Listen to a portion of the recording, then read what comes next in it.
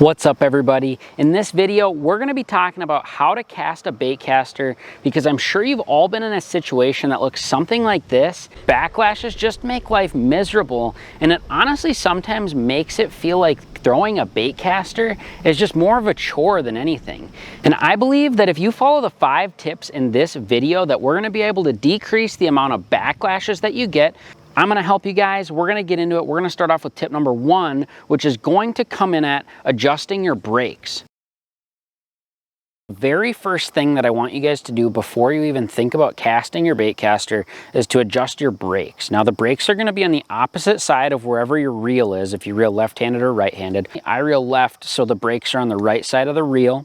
And I'm going to tell you guys, turn these all the way up. Don't be afraid to turn them all the way up, because it's going to help you learn how to use a baitcaster better than if you turn them all the way down and you're just bird's nesting all the time. I even keep mine up pretty high sometimes, just because it makes it easier. You don't really lose that much distance in your cast if you turn them up, and it just makes it all around a better experience. So that's 100% what I would recommend. Now, a super important piece, which is number 2 of this video, is to adjust your spool tensioner, which is right here, and it's going to be on the same side as the reel. Okay, it's going to be right next to your drag, and you're going to want to adjust this properly, because if you don't, it's going to be very annoying and you're not going to like it a whole lot. So now, the best way to know that you have your reel dialed in with your spool tensioner knob is you're going to press this button and just let your lure fall. Okay, see, it doesn't really want to fall there, so I'm just going to slightly adjust this. Still not falling. Right there. See that? And when it falls, I don't get a backlash in my reel. Okay, now let's say I loosen this too much. Let's say I loosen this too much. Now if I open it, big backlash, right? That's going to be a mess to fix. You don't want to set your spool tensioner knob like that, because what happens then is when you're throwing that out there and casting it, there's a lot more force to your lure, and it's just going to become a disaster for you. Okay, so make sure that you set that right. Okay, because you don't want to have to, it's a lot easier to be preventative about it than to fix it after the fact, after the bird's nest happens, right? So let's move on to number 3.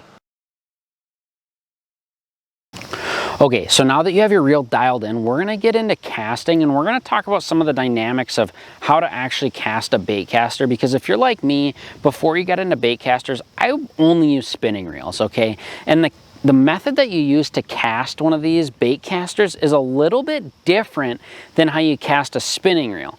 And with that being said, the difference is when you cast a spinning reel, you can go from point A to point B, and you don't really have to worry about a backlash, because it just doesn't really happen. If you overcast, more line just comes off of the spinning reel, and it's not a problem. Now, with the baitcaster, you're going to want to cast, and you're going to want to make an arc. Now, there's 2 basic casts that I want to talk about.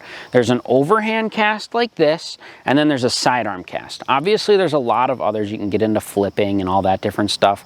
But I recommend, if you're brand new, just start with the sidearm. And I would recommend holding on with 2 hands like this, and you're just going to want to make like a half arc, okay? And what that's going to do is it's going to give you more leverage, and it's going to let that line spin off of the spool better than if you were to go, say you were going to cast, say you were just going to go like that, okay? Say you just, stop it. If you go, see the difference there? If I swing through or if I stop, right? Okay, if you swing through, it's going to go a lot better for you. You're going to get more distance on your cast, and hopefully even prevent those bird's nests from happening as well. For tip number 4, when we actually start to cast, you're going to want to thumb your reel the whole way out to avoid those nasty bird's nests. And if you do this all the way out to where the lure hits the water, you're going to eliminate your backlashes almost 100% of the time, okay? Now, what I mean by thumb the spool, okay, you don't want to press your thumb too hard on the spool, but you just want to touch it a little bit so you can feel that line coming out. And as you watch that lure hit the water, at that point is when you're going to want to press on your line more to stop the reel. Now, you should have a pretty good understanding of how to use your baitcaster at this point. The biggest takeaways are just make sure that your adjustments are right before you cast, and then when you're getting to casting, follow through with those casts, okay, and then put your thumb on the spool all the way until that thumb hits, or excuse me, until that lure hits the water, because that's going to increase your success rate and reduce those backlashes tenfold. Okay, now coming in at number 5 is going to be using the correct gear. Okay, if you don't have a baitcaster yet, please do not go to Amazon and buy a $20 knockoff version of some baitcaster that comes from China, because it's really just going to make your baitcasting experience not go very good. You might get lucky and you might just have a gift for it and it might go really well for you, but I would just recommend getting a name brand product that's gonna do well for you. It's not gonna be some knockoff thing with terrible components. It's just gonna do the job that you want it to. And I do have a couple of videos on baitcasters that I would recommend, and if you want to check them out, I'll link them in the side of this video here, and we'll see you guys in the next one. Peace.